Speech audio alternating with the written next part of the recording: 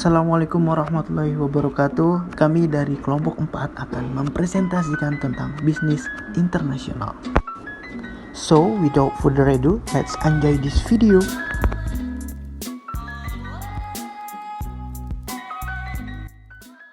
Saya akan menjelaskan tentang kekuatan globalisasi. Yang pertama yaitu ada politis, yang kedua ada teknologi, yang ketiga ada pasar, yang keempat ada biaya, dan yang terakhir ada persaingan.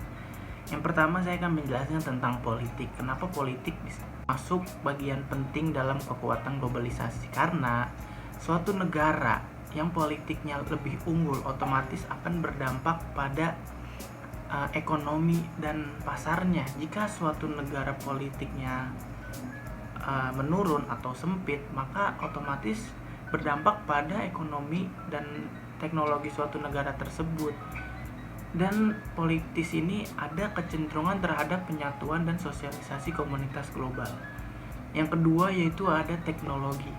Kemajuan-kemajuan dalam teknologi yaitu ada komputer dan teknologi komunikasi yang memungkinkan aliran gagasan dan informasi yang meningkatkan melewati batas-batas negara. Yang ketiga yaitu ada pasar.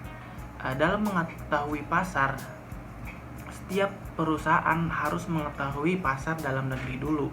Ketika pasar dalam negeri sudah menguasai, sudah dalam titik jenuh, maka perusahaan-perusahaan yang sudah mulai jenuh terhadap pasar dalam negerinya sendiri akan merambah ke pasar-pasar luar negeri.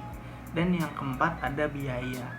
Dalam biaya yaitu terdapat economy of scale. Economy of scale itu bertujuan untuk mengurangi biaya per unit. Dan yang terakhir ada persaingan. Dalam persaingan, kekuatan-kekuatan yang muncul untuk globalisasi adalah kenyataan bahwa muncul kegiatan untuk menjadi yang lebih baik di antara perusahaan lainnya atau di antara negara lainnya.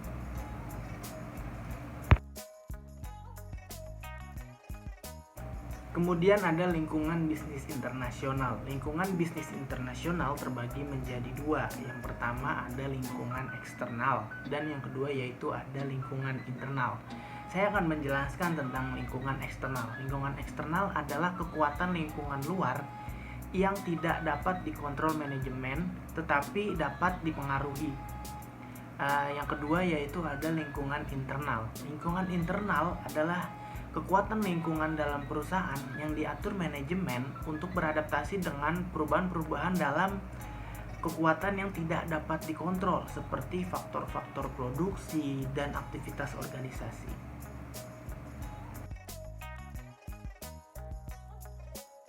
Selanjutnya, lingkungan yang sangat penting dalam bisnis internasional, yaitu lingkungan bisnis internasional mempunyai 3 bagian. Yang pertama ada lingkungan eksternal makro, yang kedua ada lingkungan eksternal mikro, dan yang ketiga itu ada lingkungan internal.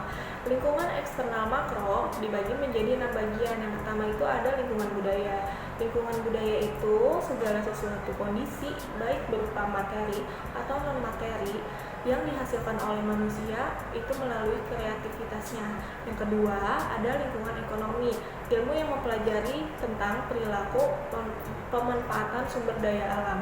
Yang ketiga ada lingkungan politik, dan yang keempat ada lingkungan keadaan alam, itu penyesuaian manusia terhadap alam seperti tanah, air, dan sumber energi surya, ada flora, fauna, itu kita bisa memanfaatkannya. Yang kelima ada lingkungan teknologi, itu merupakan bisnis perkembangan pada zamannya, itu kita harus mengikutinya. Misalkan dahulu kita belum mengetahui teknologi lebih canggih, saat ini teknologi sudah canggih, kita harus seiringnya zaman harus mengikuti teknologi tersebut. Dan yang keenam ada lingkungan hubungan internasional, untuk mempelajari perkembangan perubahan antar negara ke negara lainnya atau antar bangsa dalam konteks sistem global yang lebih baik.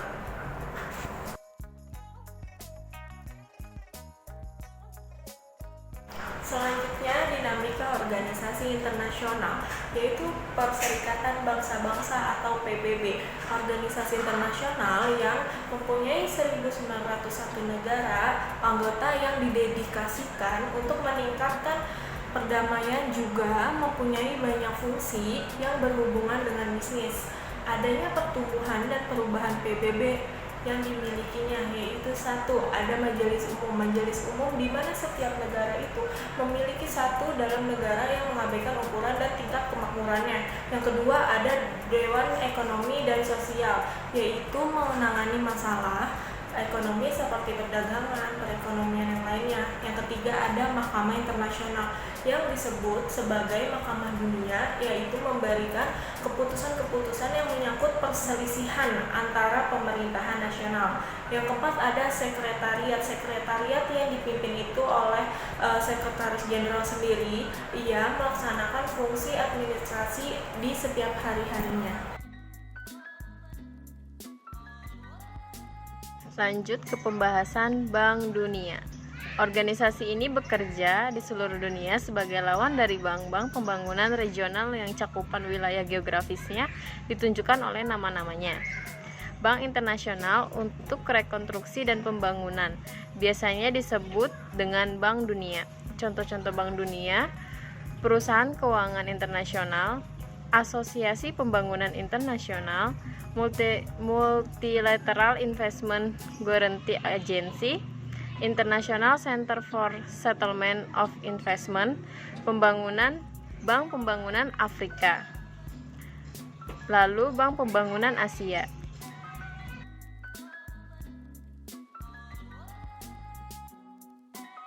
Selanjutnya, Dana Moneter Internasional atau International Monetary Fund atau IMF. Meskipun IMF semata-mata berurusan dengan pemerintah, kebijakan dan tindakannya berdampak besar atas dunia usaha di seluruh dunia. Tujuan-tujuan dari IMF: 1. Tertib pengaturan devisa. Yang kedua, mata uang yang convertible. Dan yang ketiga, mempersingkat masa dan mengurangi derajat ketidakseimbangan neraca pembayaran.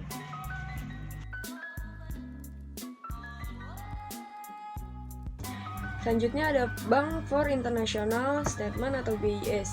Adalah suatu organisasi internasional yang membantu pengembangan kerjasama antar bank sentral dan lembaga keuangan internasional. Selanjutnya WTO atau Organisasi Perdagangan Dunia adalah sebuah organisasi multifungsional yang dirancang untuk mengurus peraturan tentang perdagangan antar negara. Selanjutnya ada OECD, menyediakan informasi tentang ekonomi aktivitas lain di dalam negara-negara anggotanya. Yang terakhir, dalam Kongres Minyak Arab dalam suatu pertemuan tahun 1959, pertemuan ini menjadi bibit untuk terjadinya organisasi negara-negara pengekspor minyak.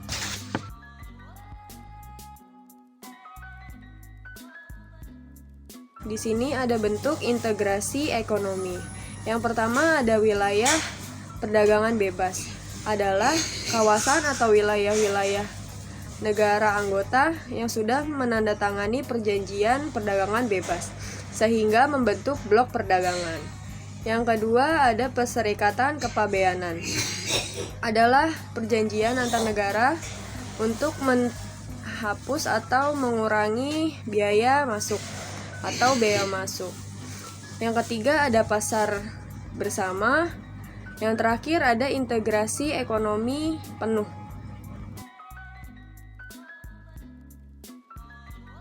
Selanjutnya, setelah Perang Dunia Kedua berakhir, benua Eropa porak-poranda karena hampir semua sumber daya dan juga investasi negara tersebut digunakan pada pertempuran. Oleh karena itu, setelah perang berakhir, mereka memiliki PR besar untuk mengembangkan kembali daerahnya, mulai dari sosial, kemudian politik, dan juga ekonomi negara tersebut. Organisasi selanjutnya adalah ASEAN. ASEAN didirikan pada tahun 1967 dan terdiri dari negara-negara Asia Tenggara yang merupakan negara-negara yang paling berkembang cepat di dunia ini. Negara-negara tersebut terdiri dari Vietnam, kemudian ada Thailand, Indonesia, Malaysia, Brunei, dan negara-negara Asia Tenggara lainnya, dan memiliki mitra dagang yaitu Amerika Serikat. Organisasi selanjutnya adalah EFTA atau European Free Trade Association, yang artinya Asosiasi Perdagangan Bebas Eropa.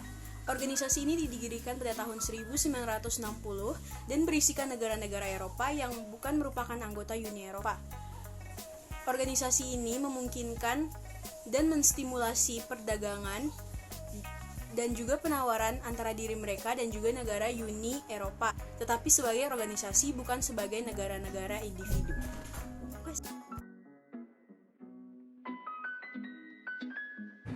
Untuk meningkatkan pertumbuhan ekonomi di seluruh benua, beberapa negara-negara Afrika membentuk kelompok-kelompok perdagangan dan investasi. ACO-WAS, Masyarakat Ekonomi Negara-negara Afrika Barat, terdiri atas 15 negara dan bertujuan untuk mendorong adanya integrasi ekonomi di wilayah tersebut. COMESA atau Pasar Bersama untuk Afrika Bagian Timur dan Selatan merupakan kawasan perdagangan bebas dengan 21 negara anggota yang terbentang dari Tunisia sampai Eswatini. SADC, Masyarakat Pembangunan Afrika Bagian Selatan. Tujuannya untuk memajukan kerjasama sosial ekonomi dan integrasi serta kerjasama politik dan keamanan di antaranya 16 negara Afrika Selatan. NAFTA atau Perjanjian Perdagangan Bebas Amerika Utara yang terdiri dari negara Amerika Serikat, Meksiko, dan Kanada yang bertugas mengkoordinasikan kegiatan ekonomi. NAFTA bertujuan untuk menghapus hambatan perdagangan di antara ketiga negara tersebut dan menciptakan suatu wilayah perdagangan bebas. OAS merupakan organisasi negara-negara Amerika yang didirikan untuk meningkatkan kerjasama kawasan tersebut.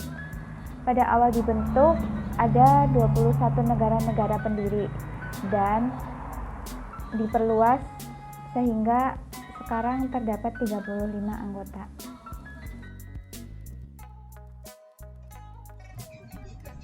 Selanjutnya, saya akan menjelaskan tentang organisasi APEC. APEC atau Asia Pacific Economic Cooperation adalah forum kerjasama antar 21 negara ekonomi di lingkar Samudra Pasifik yang berdiri pada tahun 1989. Saat ini terdapat 21 negara yang menjadi anggota APEC. Kerjasama di APEC merupakan kerjasama non-politis, ditandai dengan keanggotaan Hong Kong, China, dan Chinese Taipei. Anggota APEC disebut ekonomi karena setiap anggota saling berinteraksi sebagai entitas ekonomi dan bukan sebagai negara. Tujuan utama didirikannya APEC adalah mendorong pertumbuhan ekonomi dan meningkatkan kesejahteraan di wilayah Asia Pasifik. Hal ini dilakukan dengan mendorong dan memfasilitasi perdagangan dan investasi yang lebih bebas terbuka di kawasan tersebut, serta meningkatkan kerjasama pengembangan kapasitas ekonomi anggota. Untuk itu, telah ditetapkan suatu target yang diberi nama The Bogor Goals sebagai hasil kesepakatan konferensi tingkat tinggi APEC di Bogor pada tahun 1994 dengan komitmen sebagai berikut. With the industrialized economy achieving the goal of free and open trade and investment no later than the year 2010 and developing economic no later than year 2020. Dengan industrialisasi ekonomi akan tercipta tujuan atau kebebasan dalam perdagangan bebas serta investasi yang dimulai pada tahun 2010 dan perkembangan ekonomi pada tahun 2020. Selanjutnya ada organisasi Mercosur atau The Common Market of the South atau Pasar Bersama Selatan. Dibentuk pada tahun 1991 berdasarkan Fakta Asuncion yang mempersatukan Argentina, Brazil, Uruguay, dan Paraguay. Perjanjian tersebut menyediakan terciptanya common market di antara keempat negara yang berpartisipasi. Common Market of the South dibentuk dengan tujuan untuk memudahkan pergerakan barang, jasa, modal, dan manusia di antara negara-negara anggotanya. Beberapa tujuan-tujuan Mercosur diantaranya, yang pertama, membebaskan pergerakan barang-barang produksi, jasa, dan faktor-faktor lain di antara negara anggota, menetapkan Common External Tariff atau TSC, dan mengadopsi kebijakan perdagangan bersama dengan negara-negara non-anggota. Koordinasi makroekonomi dan kebijakan sektorial negara anggota, serta komitmen negara-negara anggota untuk membuat penyesuaian hukum di dalam kawasan untuk menguatkan integrasi antar negara di wilayah Amerika Latin.